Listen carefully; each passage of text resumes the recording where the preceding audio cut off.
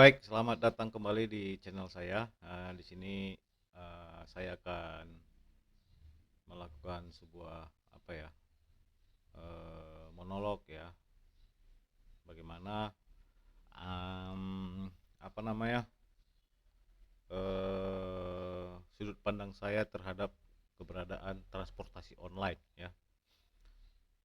Satu dekade belakangan ini ya di negara kita sudah sangat familiar dengan namanya transportasi online, baik itu ojek daring ya, dalam jaringan maksudnya ojek online, baik itu apa namanya eh,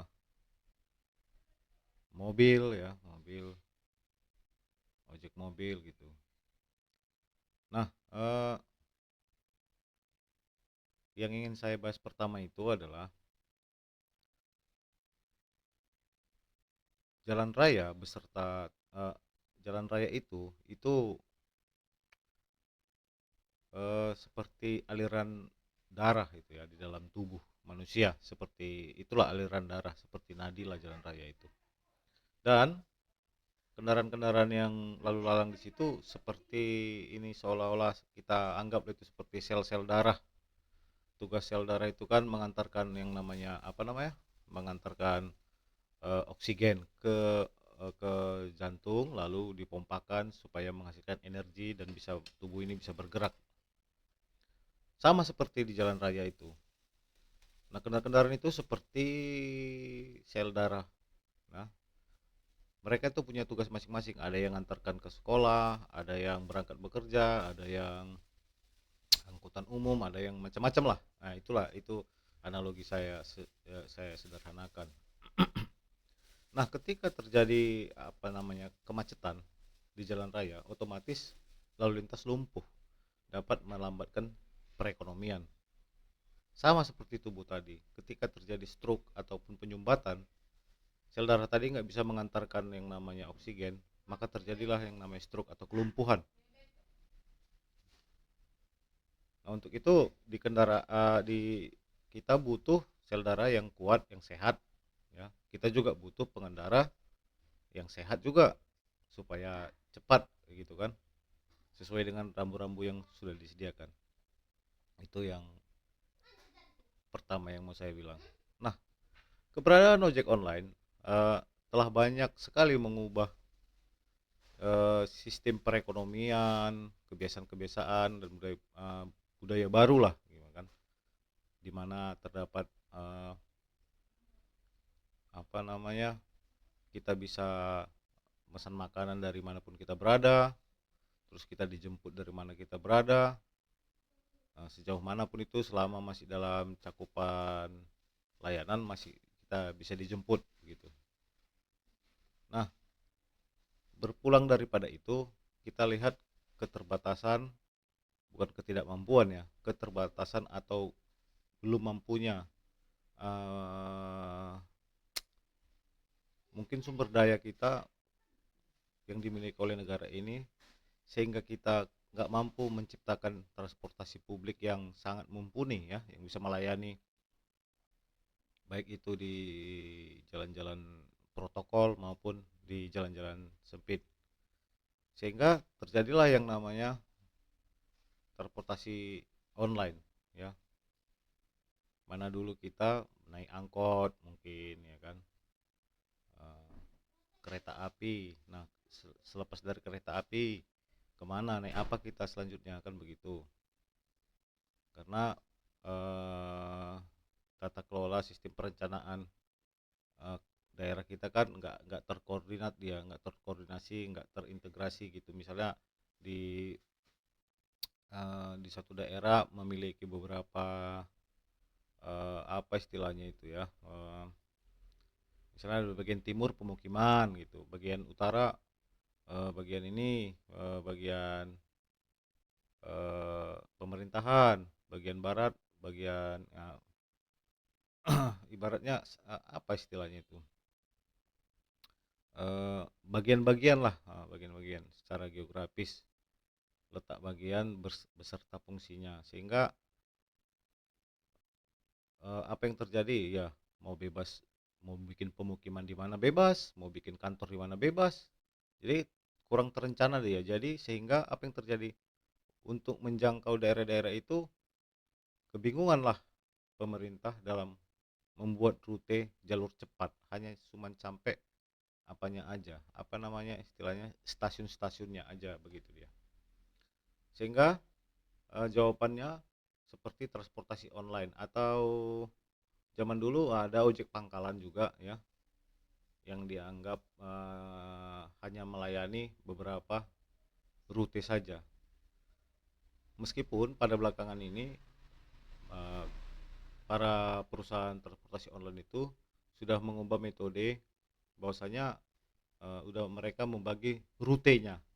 Misalnya ojek-ojek yang mangkal di kecamatan ini khusus dapat apa namanya di kecamatan ini, orderan di kecamatan ini begitu. Jadi sama aja sama ojek pangkalan juga itu. Mana lagi di ojek pangkalan kan tidak memerlukan yang namanya aplikasi dan macam sebagainya. Di sisi lain di transportasi online seperti ojek online ini, uh, kita mutlak sebagai driver memerlukan banyak ini, banyak modal lah, beli handphone, beli paket data, beli atribut dan lain-lain sebagainya. Nah, transportasi online ini tantangannya itu yang kita ingin tanyakan, apakah ini menjawab eh, permasalahan transportasi ya, ataukah ini menjadi sebuah apa namanya eh, ajang bisnis baru ya. Karena saya lihat tidak pernah pemerintah, jarang sekali pemerintah menyentuh yang namanya transportasi online. Padahal ya, jika kita berasumsi ada sekitar 34 provinsi di Indonesia dengan penduduk 200 juta lebih ya. Kita anggap 10% dari 200 juta penduduk ini, 10% aja itu naik memilih transportasi ojek online. Berarti 20 juta orang.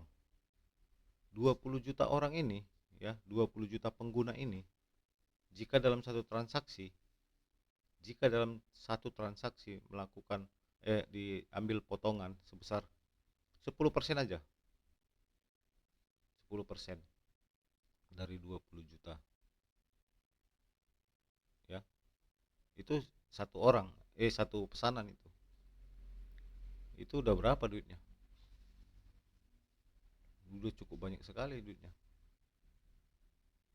Ambil eh, 2000 perak aja lah kita bikin potongannya, 2000 kali 20 juta itu 20 miliar dari satu orderan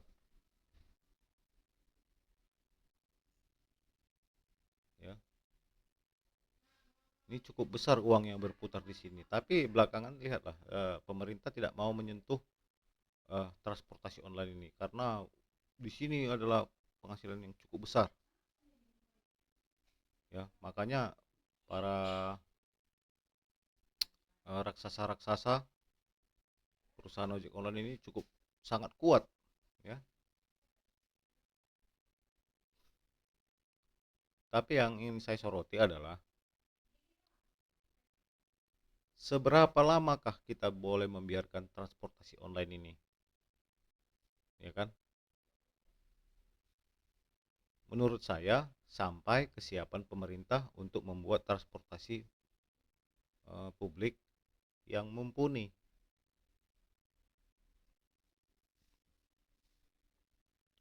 Seperti janji-janjinya presiden kita kemarin itu kan, transportasi disubsidi katanya, kesehatan gratis, pendidikan gratis, kalau bila perlu kasih makan lagi gitu kan. Itu janji-janji kemarin dan itu tercatat di media, baik itu media sosial maupun media resmi ya.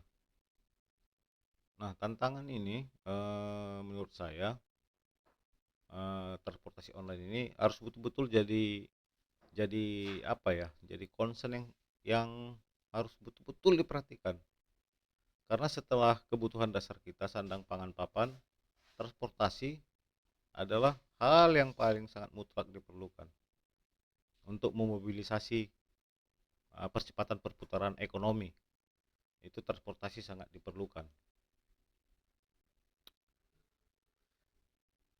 Nah, jadi di transportasi online ini yang dengan sistem kerjanya fleksibel, itu plus minusnya pasti ada lah, plus minusnya pasti ada. Nah, tetapi mereka tidak mau diberatkan ketika para driver-driver ini dianggap sebagai tenaga kerja. Itu yang menjadi tantangan. Di sisi lain, eh, dalam menjalankan pesanan itu kan salah satu perintah untuk melakukan pekerjaan, menjemput dari satu titik ke titik lain dan mengantarkan dari titik penjemputan ke tempat tujuan. Itu kan satu perintah, dan di situ unsur-unsur tenaga kerjanya sudah terpenuhi, dan mereka masih juga menggunakan yang namanya transportasi, moda pengangkutan, baik itu mobil, baik itu sepeda motor.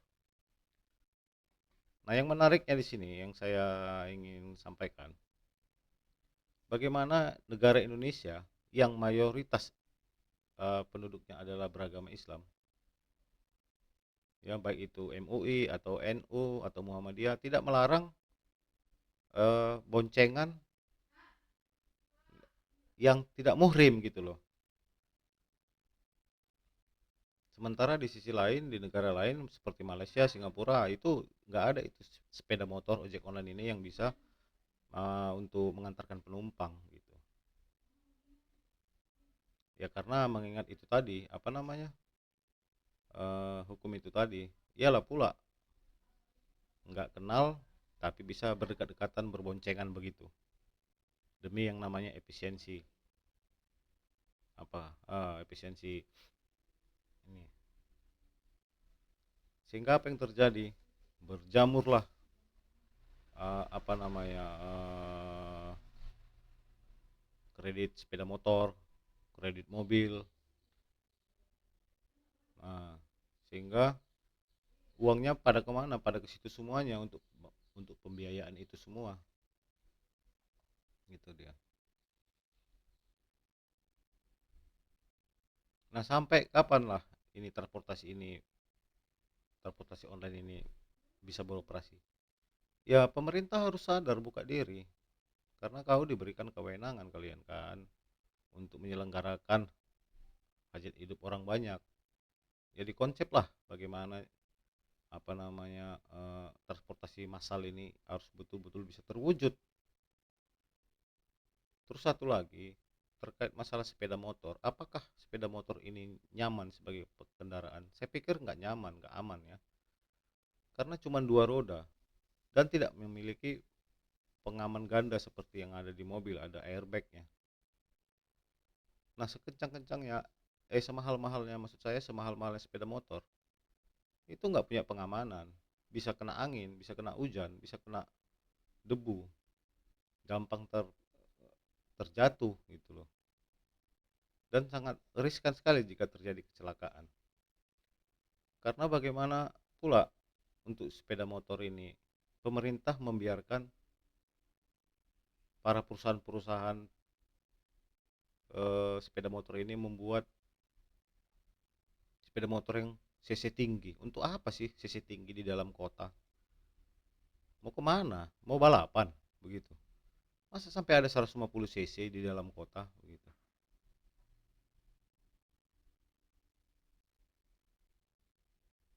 Sehingga apa yang terjadi ketika mereka di luar kontrol, terjadi kecelakaan, itu sangat fatal. Apa risikonya? Minimal lumpuh atau patah tulang lah,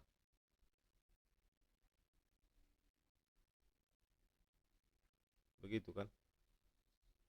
Harusnya kan kalau memang tetap dibiarkan seperti ini karena ketidakmampuan menghadirkan dan menciptakan transportasi publik tadi, harusnya kan dibatasi kecepatannya dan tidak diperbolehkan berboncengan untuk sepeda motor. Biarlah itu untuk kalangan sendiri-sendiri pribadi. Karena kalau kecelakaan ya cuma sendiri jadi korban gitu kan, nggak sampai berapa orang, 2 orang gitu. Nah selanjutnya, ketika sudah mendominasi sepeda motor di jalan raya, seolah-olah sepeda motor ini seperti sudah cukup merajai jalanan gitu loh, kayak seolah-olah sudah pemilik gitu. Padahal kalau kita lihat dibandingkan sama mobil, terlepas daripada Harley Davidson lah yang mahal-mahal lah, maksud saya gini, harganya lebih mahal mobil, isinya lebih banyak mobil, pajaknya lebih mahal mobil, onderdil spare partnya lebih mahal mobil, tetapi yang merajai jalan ini malah sepeda motor, malah pengemudi sepeda motor yang harus Google apa yang namanya seperti yang sudah hebat gitu loh. Padahal harganya lebih murah, isinya cuma satu gitu. Di sisi lain mobil minimal isinya 4 di situ kan, harganya lebih mahal lagi. Masa mobil yang harus mengalah gitu? Maksud saya di sini sebenar-benarnya posisi motor, kalau mereka bersenggolan atau bertabrakan dengan mobil, tetap aja yang celaka ini motor gitu loh. Tetap aja mereka patah-patah tulang, tetap aja mereka yang bisa sampai maaf kata meninggal atau wafat ya. Nah ini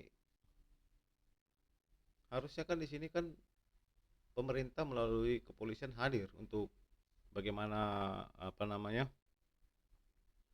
memberikan edukasi terkait keberadaan sepeda motor ini. Dibilangkanlah bahwasanya kita ini nggak punya pengaman, nggak punya airbag, cukup riskan, mengalahlah sama mobil. Nah dari sisi sarana, pemerintah menciptakan jalur khusus sepeda motor gitu. Kalau belum mampu untuk menciptakan transportasi umum ya, apalagi transportasi umum yang gratis. Karena mana lagi yang bisa gratis, semua udah bayar sekarang di Indonesia ini. Karena ini kan negara demokrasi kan, semua bayar. Nah esensi demokrasi kita tahu sendiri apa, bebas berpendapat, sekalipun itu fitnah, bebas berpendapat. Kalau bisa dibuktikan bagus, kalau nggak bisa dituntut. Tapi kata-kata fitnah ini ditujukan kepada siapa? Kepada pejabat publik yang melaksanakan pemerintahan, bukan kepada personal ya, kepada posisi jabatan itu tadi, bukan kepada orang awam biasa gitu, maksudnya orang awam lah, orang biasa. Nah menurut saya ya, ya pemerintah betul-betul ini loh, harus concern di bidang transportasi ini ya. Terbuka lah bahwasanya kita kebutuhan transportasi itu salah satu faktor yang kunci dari keberlangsungan perputaran ekonomi masyarakat, kehidupan masyarakat.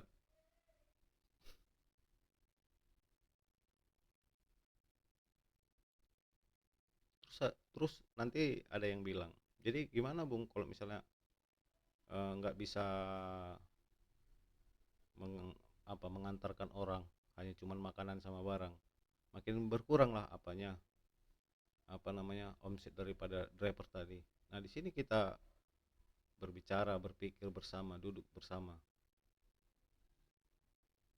Saya mantan driver ojek online, dan yang saya hantarkan itu hampir 90% itu perempuan ataupun wanita, baik itu yang kerja, belanja dan segala macam. Saya cukup heran dengan diri kita sendiri. Kenapa? Karena kita prioritaskan perempuan bekerja, terakhir kita kerjanya jadi kayak gitulah, ojek online. Harusnya kan kita di kantor-kantor itu.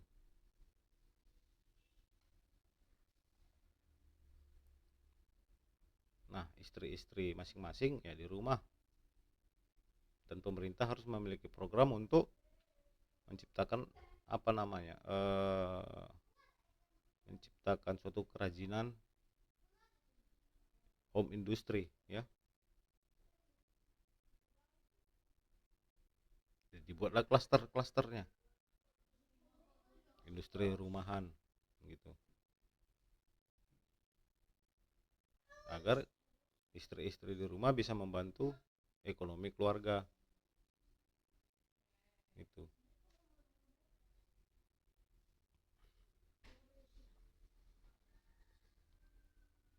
Nah, di sisi lain, transportasi online ini perusahaan-perusahaannya itu sudah mengembangkan diri ya. Sudah banyak hal inovasi yang mereka anggap itu untuk membantu para driver-driver, seperti pinjaman, seperti lain-lain.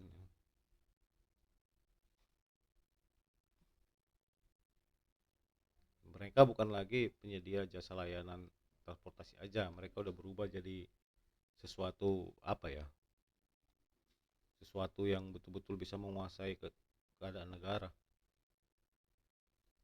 Di sini pemerintah nggak sadar bahwasanya keberadaan para perusahaan-perusahaan ini sudah menggigit kewenangan pemerintah, menyampingkan kewenangan pemerintah. Ya, rata-rata itu para pengemudi ojek online itu pada pada banyak ngeluh sebenarnya,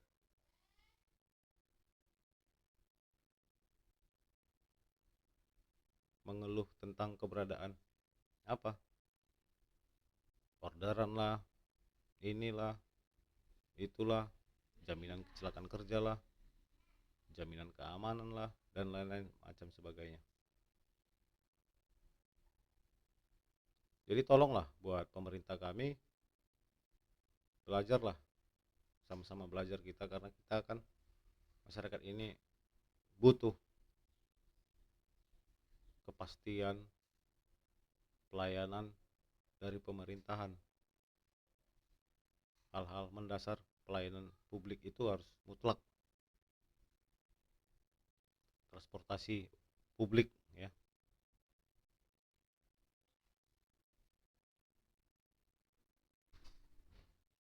agar ya masyarakat bisa beraktivitas dengan baik ya.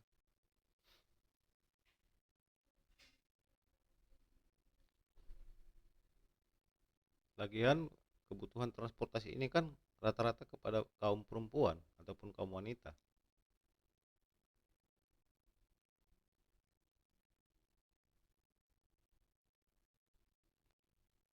Transportasi online ya, mereka diantar kerja, dijemput kerja begitu, shopping, belanja, jalan-jalan atau kemana lah. Nah, buat ke depan ini,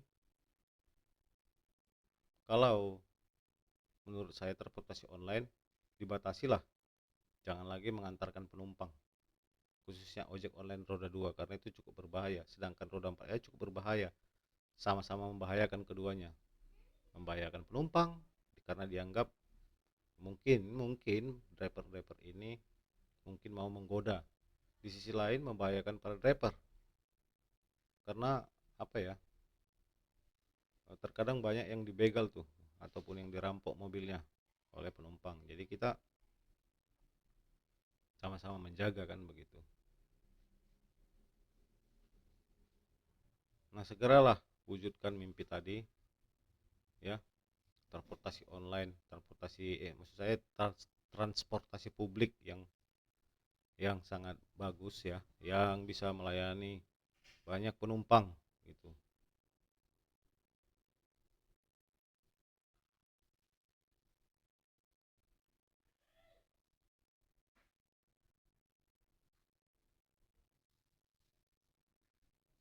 Nah, untuk masalah pengantaran paket, nah itu bolehlah pengantaran paket ya kan, ataupun pengantaran makanan bolehlah.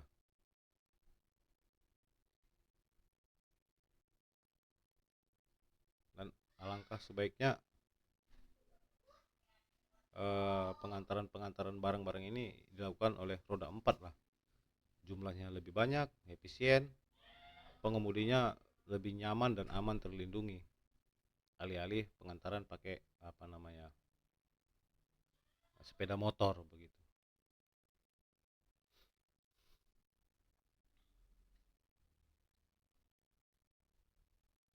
Nah, kita harus sadari juga keberadaan ojek online ini ya sudah banyak sekali merubah pola pikir kita di masyarakat. Seolah-olah diwajarkan sekali seorang laki-laki itu ataupun kaum laki-laki itu kerjanya di bagian yang kasar-kasar, transportasi lah, apalah inilah. Dan rata-rata yang diantar itu rata-rata perempuan yang bekerja gitu. Harusnya kan sesuai dengan kodratnya kan laki-laki yang bekerja. Gitu dia.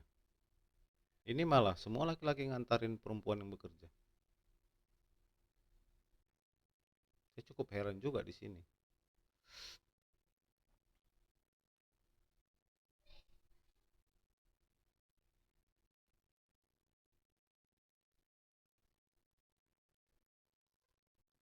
Namun, kalau keberadaan ojek online ini bisa mencukupi kebutuhan hidup layak, ya nggak apa-apa, silakan aja tetap dipertahankan. Tapi dengan catatan tak ada yang mengeluh lagi driver-driver transportasi online ini terkait masalah pendapatan begitu loh.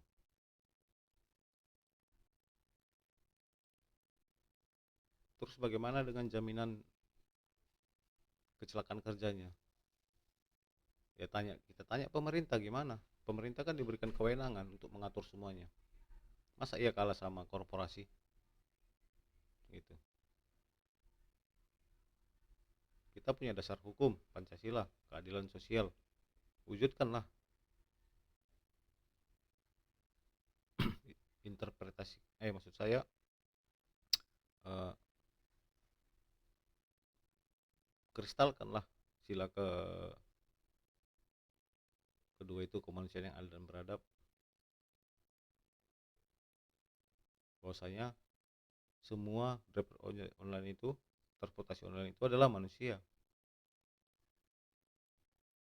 Berikanlah keadilan dari sisi pendapatan, dari sisi kecelakaan kerja, dari sisi keamanan.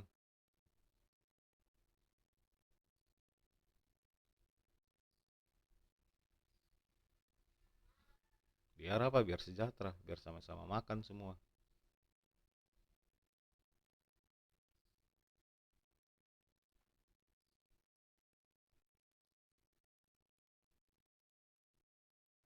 Kenapa saya membahas ini? Ya karena ini cukup penting saya rasa ya, khususnya di transportasi.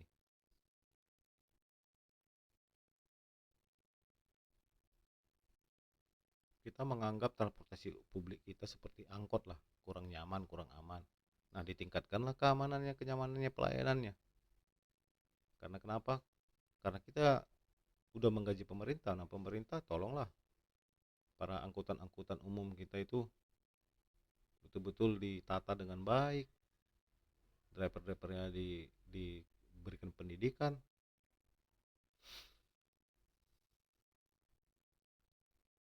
Seperti di Medan itu ya, para rata-rata angkot-angkot itu banyak terobos. Tapi saya tidak pernah melihat penyuluhan selama saya pernah menjabat anggota DPR Kota Medan dulu. Nggak ada program orang itu, pembinaan, penyuluhan, nggak ada laporan orang itu saya lihat. Bagaimana berkendara, pengenalan rambu-rambu, nggak ada.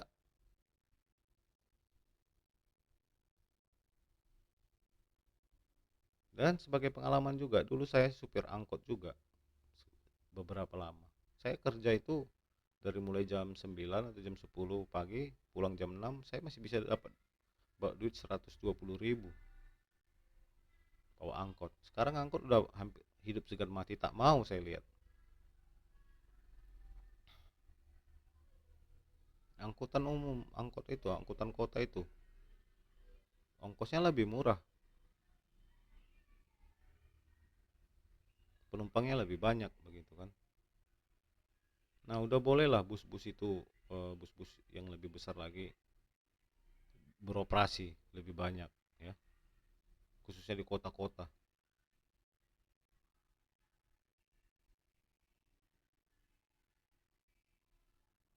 Nah, tapi di sini kan kita sama-sama belajar ya, sama-sama belajar, sama-sama membangun negeri ya. Didengarkan aja dulu semuanya masukan-masukan dari seluruh masyarakat. Nah, mana yang terbaik mm, untuk yang diterapkan, bisa dipilih-pilih lagi. Disesuaikanlah semua program itu, apa itu namanya, eh, sesuai dengan geografis setiap wilayah kan.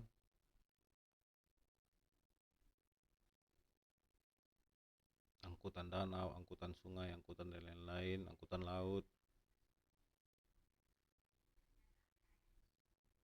Nah, untuk itu transportasi online ini saya pikir agar disegerakan lah, supaya jangan begitu lama kali lagi lah. Apalagi untuk penumpang roda dua itu udah perlu dihapuskan itu menurut saya. Biarlah hanya untuk mengantar makanan, mengantarkan paket.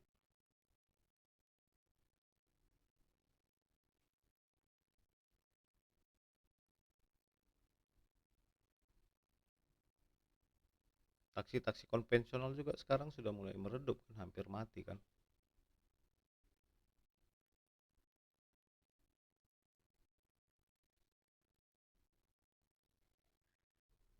Dengan berlindung dari fleksibilitas pekerjaan, transportasi online ini sudah banyak merusak pangsa pasar para taksi konvensional.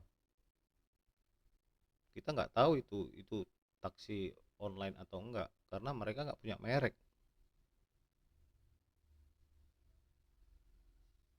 Perasaan taksi konvensional mereka cuma dikit, tapi penumpang kok nggak ada ya, padahal udah diborong semua sama transportasi online. Di satu sisi para pengemudi transportasi ini, taksi taksi apa namanya, taksi konvensional, mereka menggantungkan hidupnya dari situ, penumpang tadi. Di sisi lain, karena kefleksibilitasannya pekerjaannya, di ojek online ini, di aplikasi ini, mereka bebas-bebas kerja gitu loh. Mereka mungkin punya kerja utama di satu sisi, pulang dari situ mereka kerja lagi, sehingga mengganggu pemasukan pemasukan apa namanya, pemasukan daripada taksi konvensional.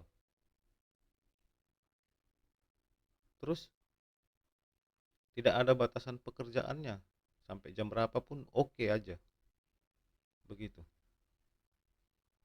24 jam itu transportasi online, dan ada aja orang yang kerja gitu.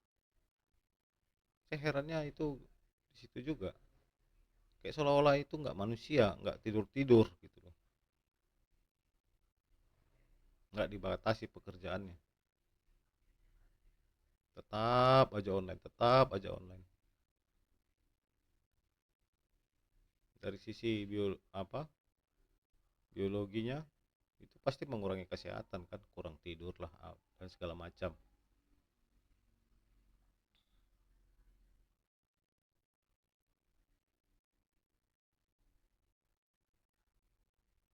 Nah, untuk itu transportasi online ini, ya terkhusus sepeda motor, tolong didengarkan lah buat pemerintah, jangan lagi lah pakai-pakai apa namanya, mengantarkan penumpang, karena dari sisi nilai agama kurang bagus kan. Dan ini bisa dipakai untuk hal-hal yang tidak baik loh. Maksud saya seperti ini, dengan saya meminjam jaket orang, helm, itu bisa meningkatkan tingkat perselingkuhan. Pura-pura jemput dia dari depan rumahnya, seolah-olah mesan ini, padahal nyamar gitu loh. Dapat merusak juga itu kan.